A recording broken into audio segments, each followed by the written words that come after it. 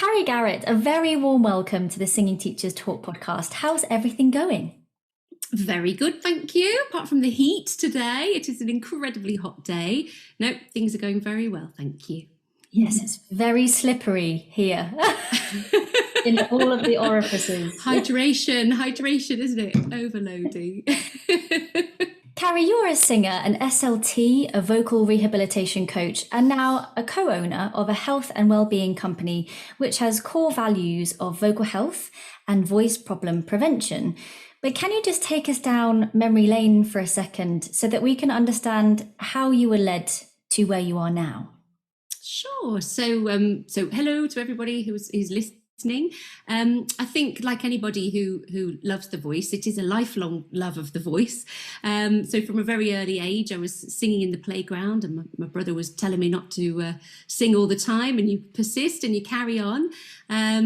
So followed the usual sort of instrumental route through school. Ended up training classically, because when I was learning to sing, there wasn't that much in terms of rock and pop and what they call contemporary commercial music now. And so it was musical theatre. I think Les Mis had sort of just come out and things like that. And obviously classically. So I did train classically, and then I learnt on the job working as a singer from sort of 17 onwards. I went and studied in Liverpool, a music degree first of all, and performance, and then worked all the club circuits and holiday camps and covers and original bands and all that kind of thing, tribute acts as well. Alongside that, teaching singers one-to-one right from sort of 1998, working for local music studios, teaching singers, as many singing teachers start out, you have a premises and you hire the space or whatever, or teach from home and teach singers. I led choirs, and eventually when I sort of hit my earlier mid-20s, I started teaching. So I started teaching in further education and higher education. I did a teaching qualification and teaching rock and pop musicians, and led a music performance department for a while. But what was underpinning all of this was all of the music tuition, all of the singing, all of the voice work was all through pure love of the voice, love of the music, love of performance. So actually how much I understood in terms of how the voice worked, how I could genuinely improve it, other than sort of the musical improvements that kind of facilitated technical improvements as well, just through the musical direction. I didn't really understand what I was doing. And then I attended a brilliant course by Gillian Kayes and Jeremy Fisher, vocal process team. And it completely opened my eyes to what vocal anatomy was. It was called The Singing and the Actor, and it was all about changing your voice and using different pitches and tones and, sort of speech patterns and everything to actually sort of cultivate what you wanted, your target voice.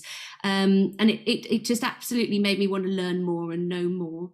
I think I've always had a scientific mind as well. And I actually changed track then, and I retrained as a speech and language therapist. I was really fortunate when I did retrain, because the government were funding speech and language therapy degrees at the time. So I know that quite often our life choices and our sort of pathways are influenced by what's going on contextually, aren't they? And so I was really lucky, because there's no way I could have afforded to go back to uni and do a second degree. But so it was a government funding through speech therapy, and I knew I wanted to do voice. So I was really lucky, kept going with all the sort of training courses that were around while I was studying. So I did sort of accent method and Lee Silverman voice technique and things like that. And I was really lucky. My first job was in Manchester, and I worked in the voice clinics up at Wythenshawe Hospital with Sue Jones, and had a huge opportunity to work in voice clinics and endoscopy and ENT-led clinics, parallel clinics, performers clinics, SLT-led clinics, just absolutely brilliant opportunity. And obviously working in outpatients as well, alongside the acute work, working with swallowing disorders as well. And then from that, I've always lived in the Midlands. I'm a Midlands girl. I live in Kidderminster. And actually my husband was still in Kidderminster, so I then sort of had half a week at Manchester and half a week at my second job, which was the Queen Elizabeth Hospital in Birmingham, where I was also a voice specialist there. So working in voice clinics again and in outpatients, working with Declan Costello and Kathy Gass and everyone. And that was brilliant. And then, as so often happens in the world of voice and life, things change, and I had kids, and my priorities changed, and so I had a bit of a reshuffle. I've now got 3 children, and long story short, I now work in independent practice in Worcestershire, in Kidderminster. That's called the Singers Clinic, and I tend to work with voice therapy. It's mainly voice therapy as a speech therapist.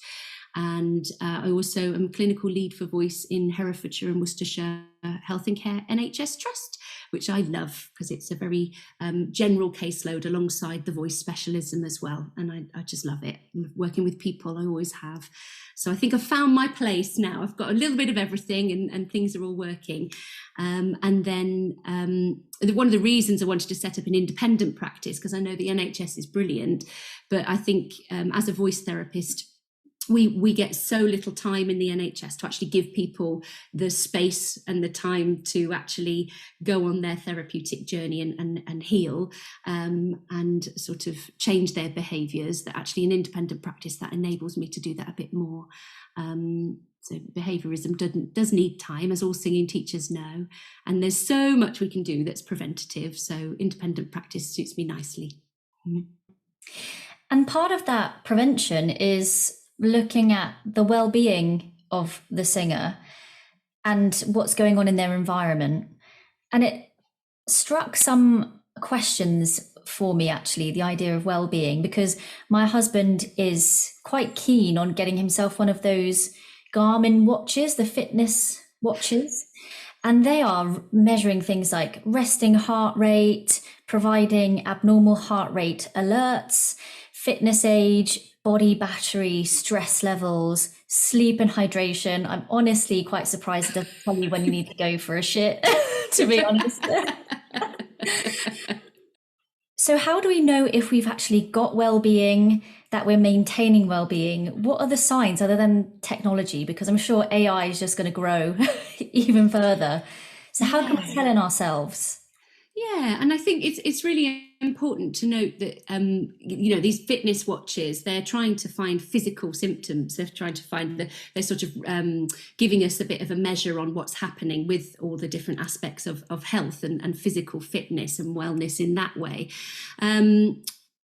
I like to think of well-being, and I think the definition of well-being itself is that someone is comfortable, healthy, and happy. And vocally, that is obviously the ultimate goal for any of us when we're teaching singing, when we're doing voice therapy. We want people to be comfortable, healthy enough to do everything that they want to do with their voice, and happy in that as well, which obviously has its own sort of performance boosting benefits as well.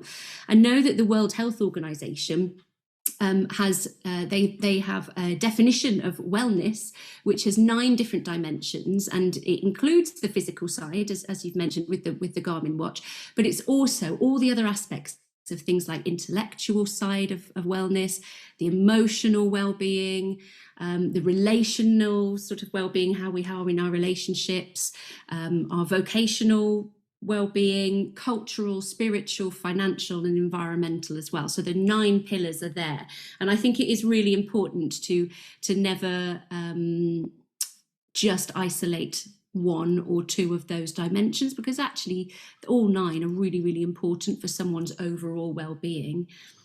And and I think, if you're thinking about a voice that is well, I think I mentioned it just a minute ago, I think it's always a voice that can achieve all of your goals.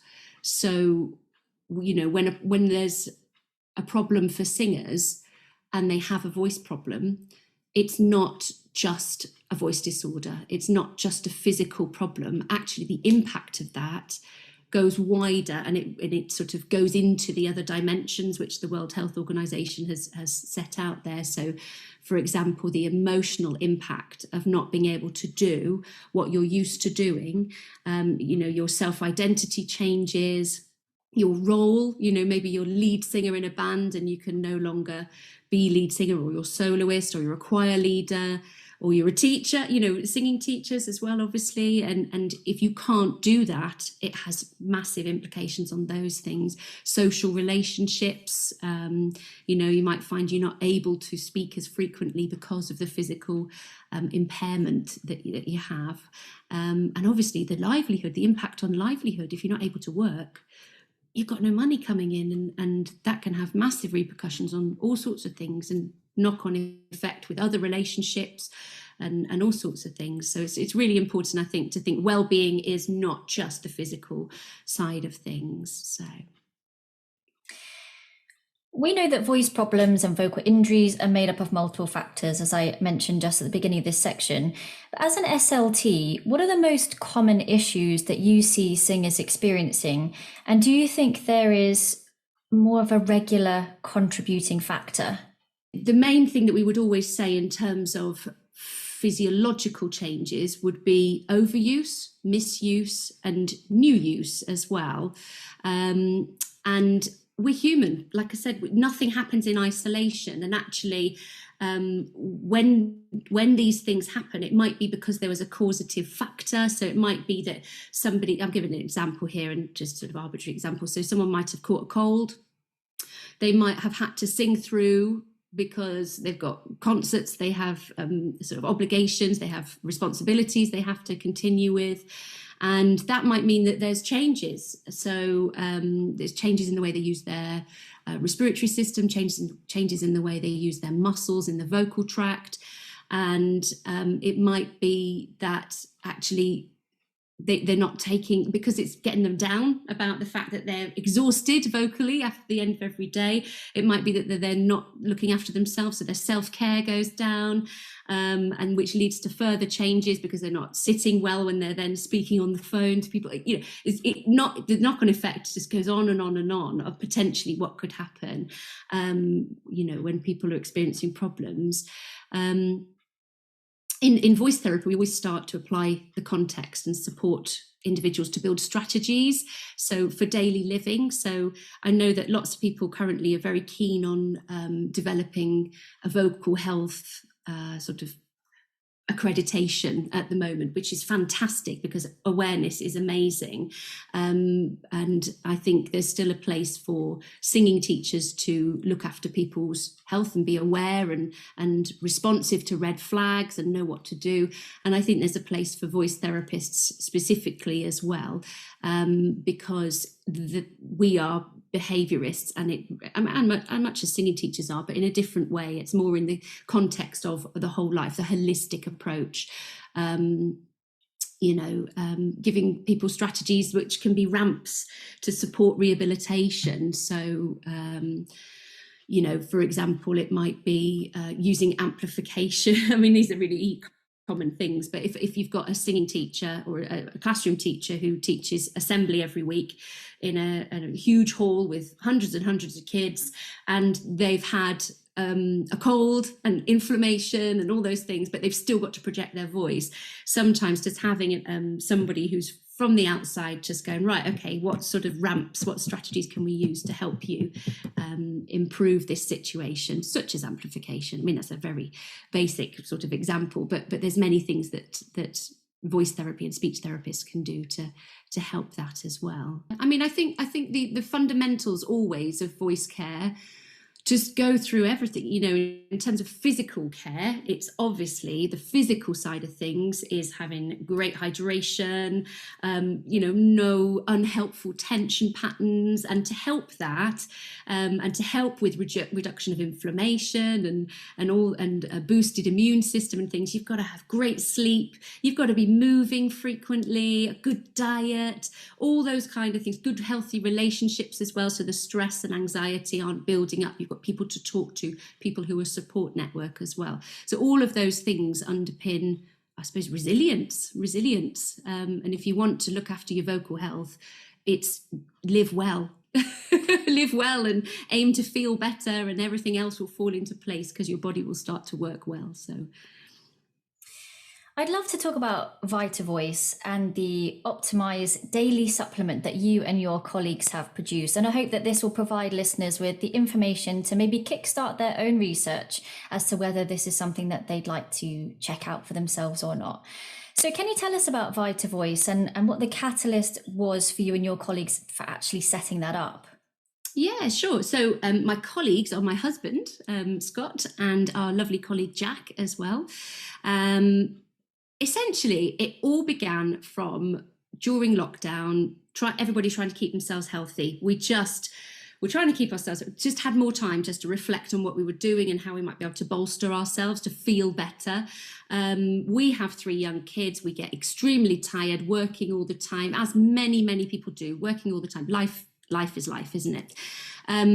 My husband loves supplements. So he was always listening to podcasts and radio shows and reading articles and things about what's the latest thing to take, what's the latest sort of hype. And he was trying different things, and he genuinely felt an improved sense of well-being from certain ones of these supplements.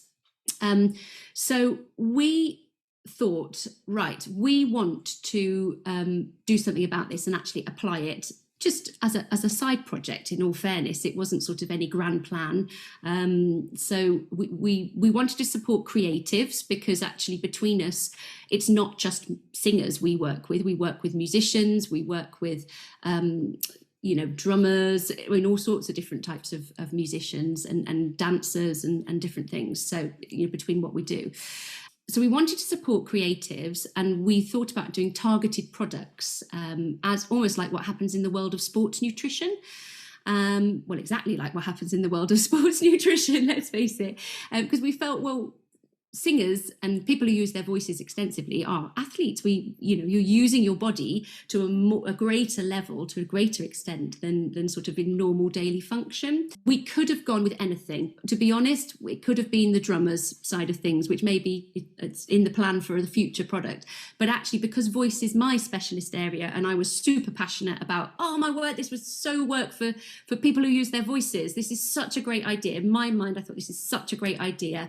We can help people. I think, as you look at the shelves in a supermarket, there's supplements for kids, so vitamins and minerals for kids, there's vitamins and minerals for pregnancy, menopause, 50 plus, all sorts of things are out there on the shelves. So we just thought, well, why not do something that can help maintain great voices and well-being for people who use their voices regularly, so that their overall performance and their vocal performances have the best chances of being optimal, maximizing everything so it works really well.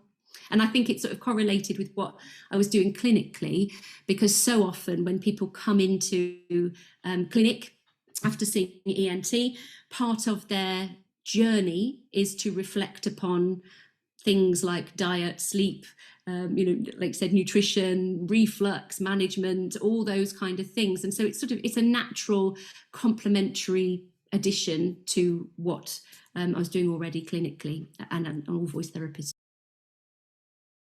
And you were really interested in the nutrition side of things. And even though you're not a nutritionist yourself, you have spoken with lots of nutritionists and looked at research in your own time.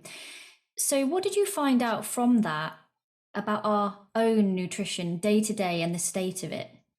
Like I said, when we formed VitaVoice, we wanted to do some good. And I didn't know anything about nutrition apart from what I just knew for myself and what you only know from your own experiences in life.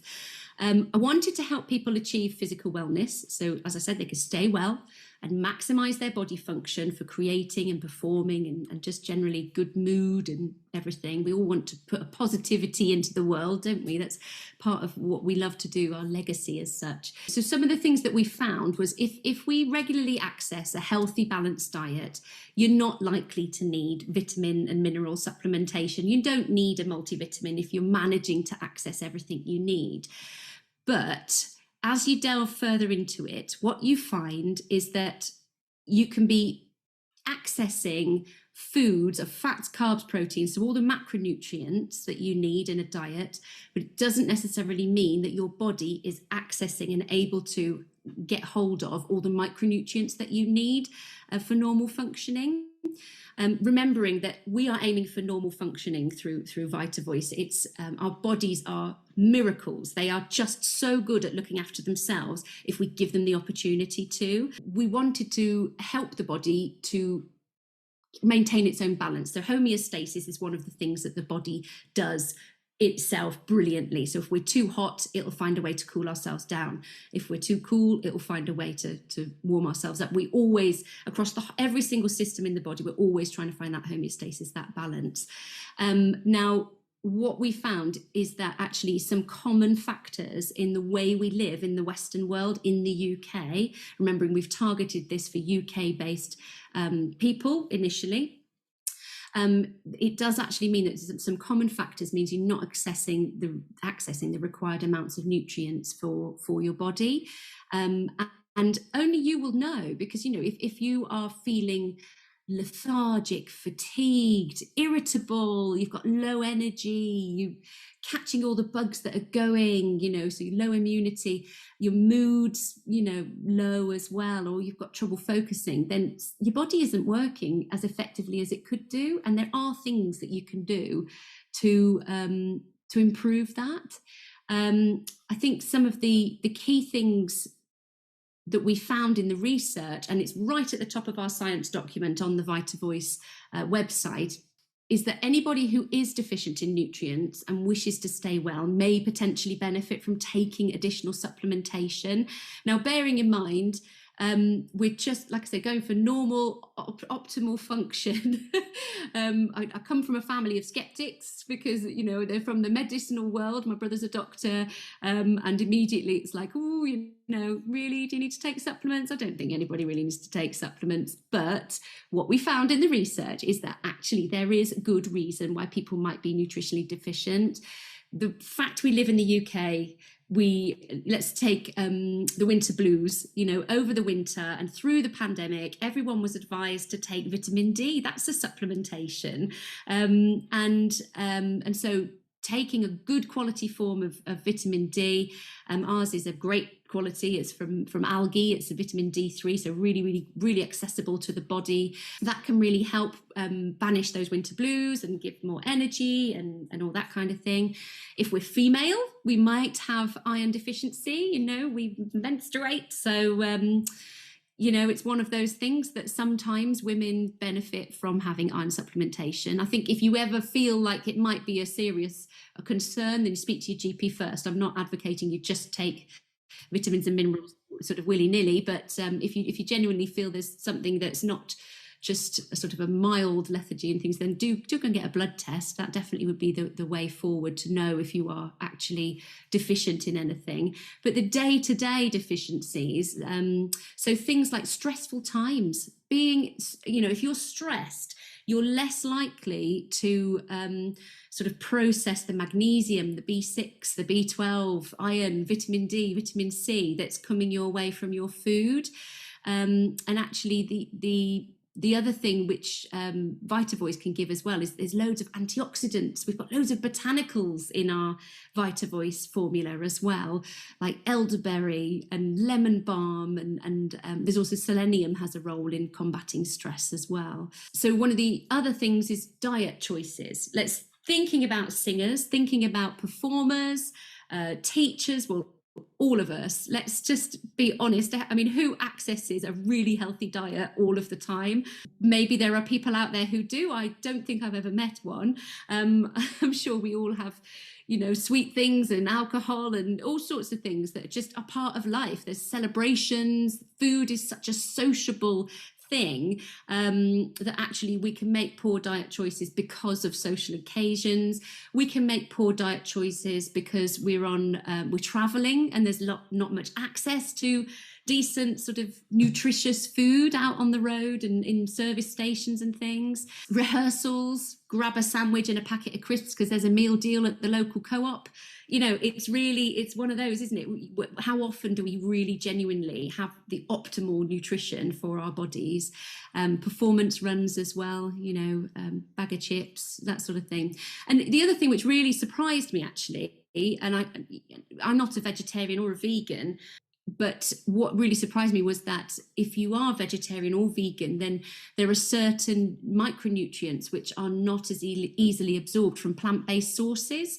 So actually, there is more of a likelihood that people would need additional vitamins and minerals supplementation. So the multivitamin aspect of VitaVoice is a perfect example of things like iron, vitamin B12, vitamin D, and zinc as well. You know, get a bit of a benefit from those. And that's all in the research. I knew nothing about this 2 years ago, and this is all through the research and speaking to the nutritionists as well, to get that picture of why would people be lacking, what can we do to help them, how can we support people in a new way.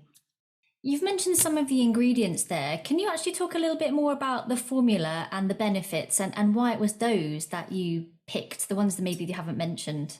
Yeah, sure. So I think the vitamins and minerals have explained why we chose those, because they're all in the evidence. And then, so we had those essential vitamins and minerals, plus the blend of plant extracts, adaptogenic herbs, and antioxidants to support metabolism, energy, and our abilities to adapt to stress as well as sort of the cognitive boost as well that the evidence base shows for some of the ingredients. So jumping back to what we were saying before with Scott, my husband, spending his time in lockdown and beyond, having access to podcasts which were recommending certain things. For example, lion's mane mushroom. I think it's Tim Ferriss who just raves about lion's mane mushroom. So Scott got on the case and tried it, and he really genuinely felt that there was a benefit. So obviously, me being slightly more scientific and wanting a bit more proof all the time, I wanted to look at the evidence as to what was going on and what the evidence base was for how these things help, which we've got in, I won't talk about now. It's all in the science document is what our findings are. It took 2 years to do, and I don't sort of store it at the front of my mind, unfortunately. But some of the other things that we found were incredibly beneficial were things like ashwagandha. So we've got something called KSM 66 organic ashwagandha, which is really high quality ashwagandha, because again, quality it matters so much when you're creating these formulas, as we found out from the nutritionists and the manufacturers as well.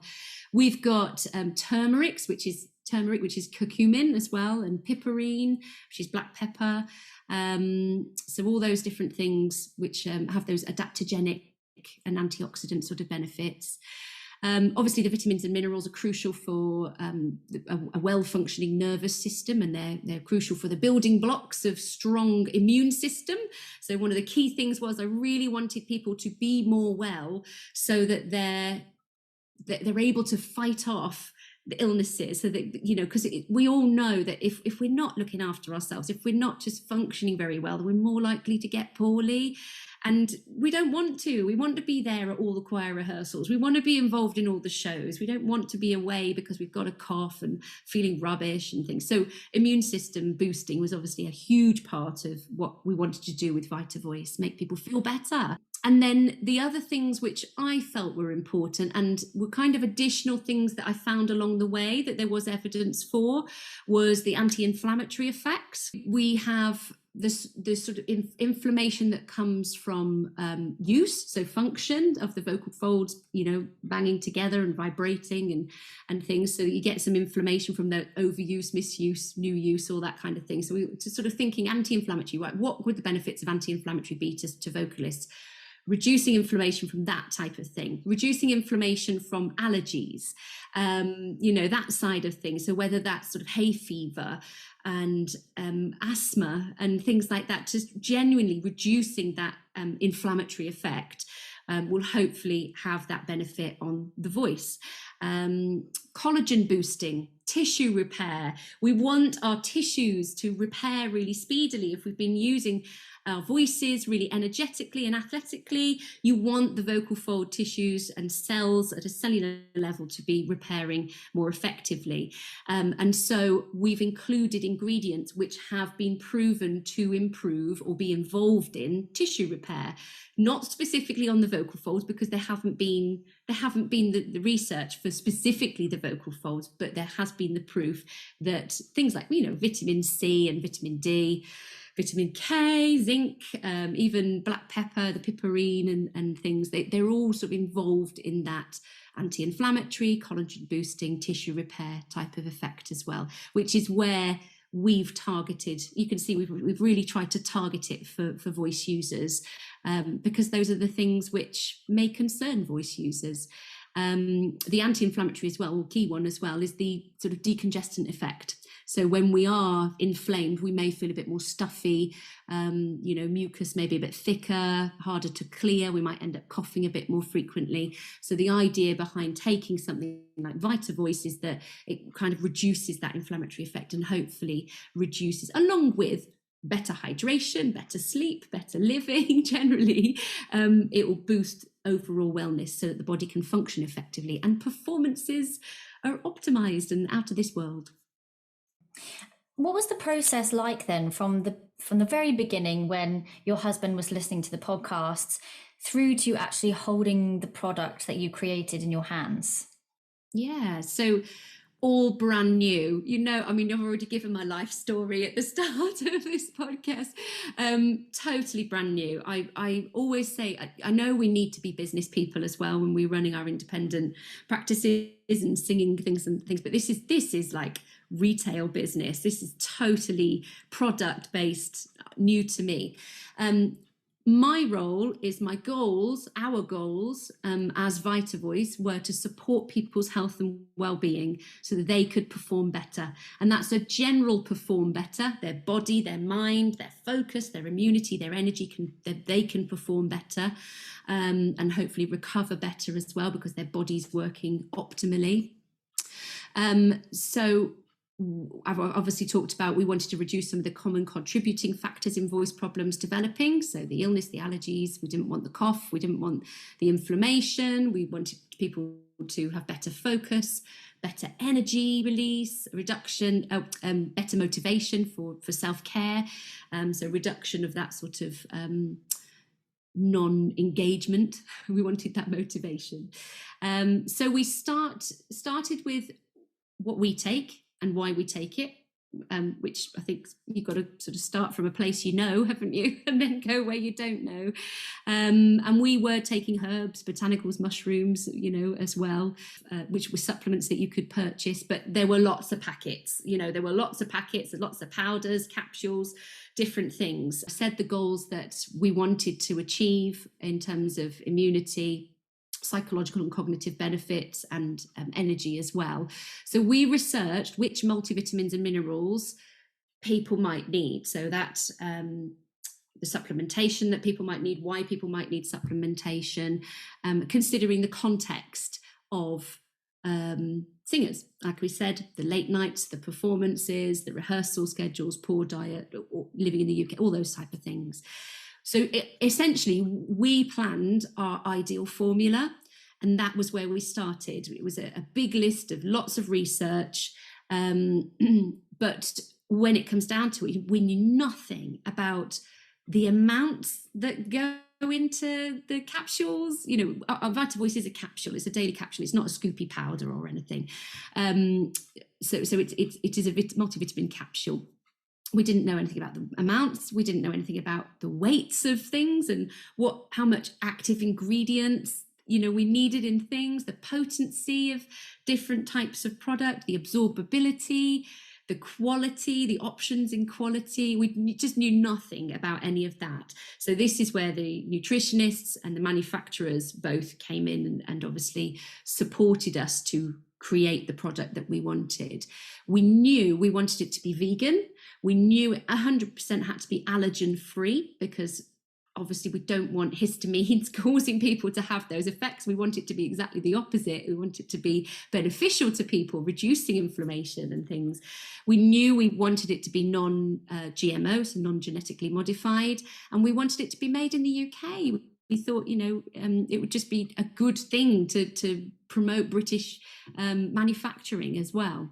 So obviously we spoke with the nutritionists, we spoke with the manufacturers, and much like any other product that gets brought into development, be it a type of straw for vocal health, be it a nebulizer, this is a food product. We sourced a manufacturer and we honed the product, many sort of months of backwards and forwards, several different manufacturers, and we came up with the one that worked for us. We really wanted it to be one capsule, not two. We wanted it to be a certain sized capsule, so it wasn't too difficult to swallow. We wanted it to be one you could put into smoothies, so you can break it open, put it into a smoothie if you don't like swallowing capsules. So it was all really, really thoroughly thought out with the support of the people who know, not me. And then once we had our product, we've got the added benefit of my wonderful husband has design background and packaging. So he did all the design and packaging. And then Jack and Scott dealt with the business side, and hey presto, that's how we had VitaVoice. And so they take the business side forward, and I'm here to sort of do the content and the clinical side of things, you know, to make sure it's achieving the kind of things we want it to achieve and doing good for people. So what has been some of the results from users? What's their feedback been? Yeah, so we've had some really good feedback, actually. So it's this is all subjective, remember, so it's not sort of clinical trials that have brought about these things, because all the ingredients are all clinically trialed anyway, so it's all obviously meeting all the standards that anybody would ever need for multivitamins and minerals and supplements that are botanicals as well. So, but some of these subjective opinions that people have said is improved all-round performance and energy. We've even had people say improved their sleep quality, decongestant effects, perceived endurance, so they've got less fatigue after their show runs, more energy, focus, concentration. And then we've even had people say, you know, everyone around me was getting really poorly, because we launched in October, so people were taking it October, November, December, and they were saying, you know, my partner was getting poorly, everyone in choir was poorly, but I didn't get ill. And you know, we can't claim that that is VitaVoice on its own, but hey, isn't that brilliant that people subjectively are saying when they take VitaVoice, they feel better, they're not getting ill as often, and when they are ill, they've reported that they're recovering faster. I mean, we'll take it. This is exactly what we wanted to do. We wanted to put good into the world, and we want to help people. So yeah, all really positive. Those things are really positive. So when should we actually take the capsule? Does it matter what time of day or? Yeah, so it's one capsule a day. So each pack is 30. So a month's supply. And we always say, and I think this is generally the advice for anybody who takes multivitamin supplements, take it with food, because it will help the absorption of some of the vitamins and minerals. So we would say one capsule daily with first food of the day, whenever that is, because I know lots of people do sort of the intermittent fasting and all sorts of things nowadays, don't we? So yeah, and so it helps absorption that way and provides an energy boost. I would say it's really important to just keep in mind that in terms of the energy boost, ginseng is in there and B12, so it does provide a bit of a release of energy. It has that sort of effect, and so we would advise don't take it just before bed, because you're not going to get the benefits, and it may well even sort of keep you up at night. So take it with first food of the day and let the multivitamins and minerals and botanicals do their job through the day. What would be your advice to a listener who might be considering creating a consumable product? I say go for it. It's been such an exciting project. It's something new, isn't it? And we all need new things and new projects. I don't want to be like a cautionary person, because I'm always like, go for it. You know, if you've got something in mind, go for it. Definitely think about your mission, your aims for the project. What are your goals? What are you trying to achieve?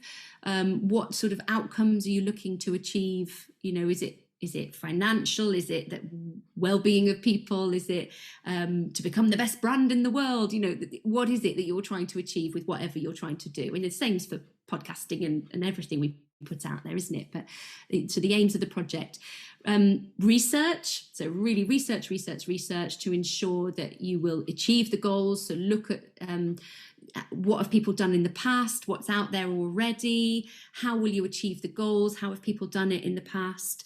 Get really savvy with standards, regulations. These are governmental regulations.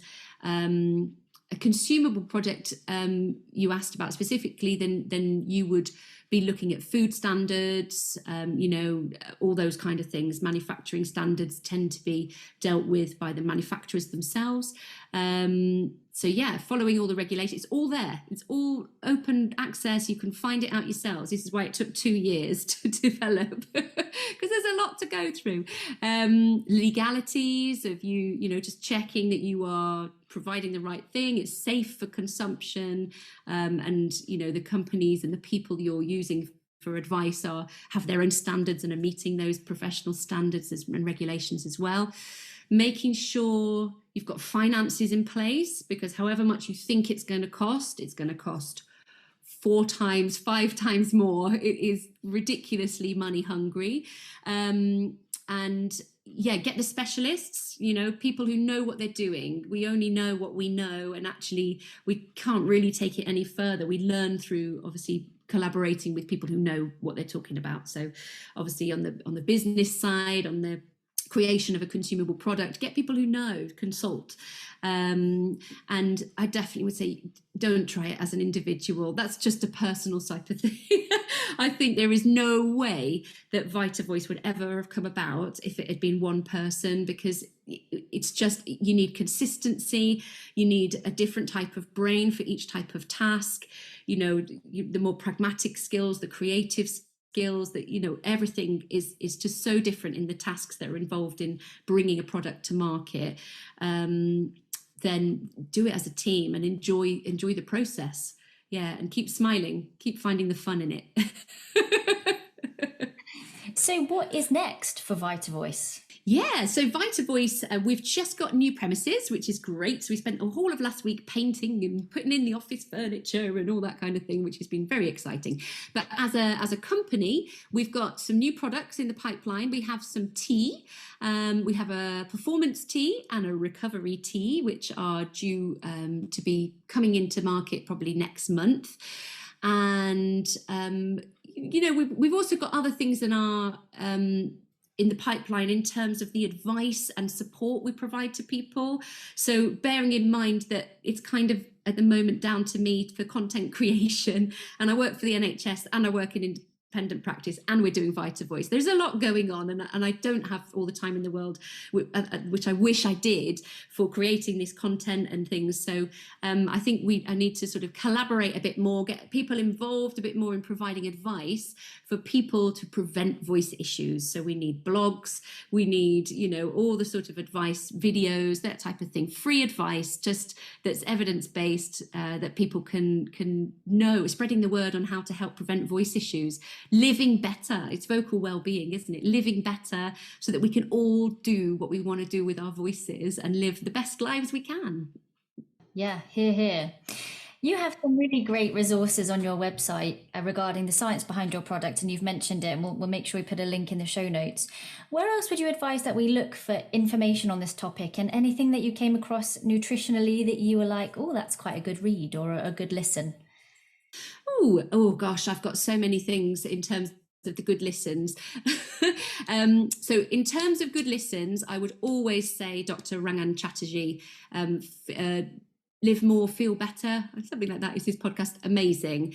He has amazing interviewees, all based in science, and it's just fascinating. I mean, he recently interviewed a lady called Jessie I can't say her name, Inchauspé, I think it is, and she has written a book on trying to manage your blood sugar spikes, and it has just been fascinating.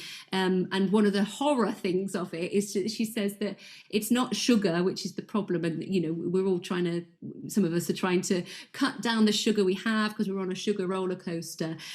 She says it's not actually having sugar that's the problem, it's the peaks and troughs, it's the roller coaster, it's the crashes and the extent of the sugar that we're having.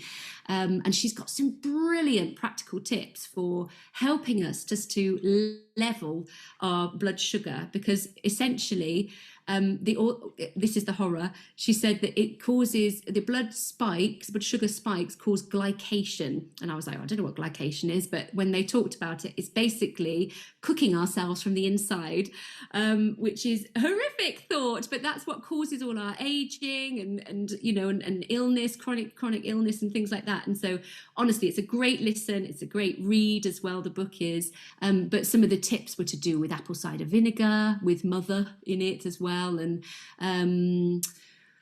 eating veggies first when you have any food, any meals, veggies, then proteins, then carbs, and just simple life hacks almost to try and manage those blood sugar spikes, which is really the reason I'm talking about it as well, is because it's really relevant again for considering for vocal users, because we want to stay healthy. We don't want to have the lethargy and the things which can happen from those blood sugar spikes as well.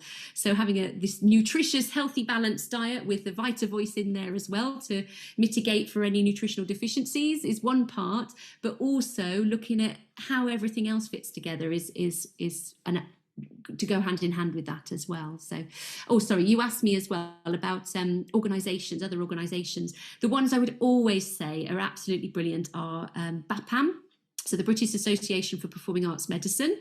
Loads of advice on staying fit and well, and also if you have a voice problem and you don't know where to turn, then you can approach them, because if you're a performer, you're using your voice for a living, they are the people who have clinical medical professionals who are specializing in working with performers, so they have a vested interest, well, not a vested interest, sorry, they have an interest in a specialism and in terms of helping people who are working in creative industries and performance. And so they're really the top people to go for, who can then help you and advise you, so you get back to working as fast as possible, because it's sometimes going through the NHS just doesn't tick all those boxes, unfortunately, because you maybe don't get prioritised as much as you might need to, considering all the knock-on effects of having voice problems. So yeah. And the other one's obviously BAST, because that we obviously give lots of lovely advice. I've honestly read some of your previous podcasts, have been absolutely brilliant. So definitely have a look at some of the other ones. I mean, there's loads on nutrition as well, and just everything, just absolutely everything, absolutely brilliant. So, and the other organisation that I'd also recommend is the British Voice Association, which has got sort of CPD training for people who want to network and train and develop skills. And it's another good place just to look for advice and resources. So yeah, great, thank you so much. Thank you for mentioning the podcast, and just to mention listeners about the actual episodes there. So we spoke with nutritionist Stephanie Moore for episode 25 and 60, and we recently chatted with nutritionist Duncan Rock on the topic of singing and dairy, and that was episode 100. So you can find our link tree in the show notes. Carrie, where can listeners find out more about you, and where can they buy your supplement? So VitaVoice has its own website, so vitavoice.co.uk. We're also available on Amazon, so if you Google VitaVoice or go onto Amazon and put in VitaVoice, it'll come up. If you have any questions, you can email us at info@vitavoice.co.uk. And if you have any direct questions that you want to ask me, then you can use that info@vitavoice.co.uk, or you can contact me through my independent practice, which is thesingersclinic.com. Amazing. Carrie Garrett, thank you so much for being with me today, and we wish you all the best of luck with your product in the future. Thank you. It's been wonderful. Thanks so much.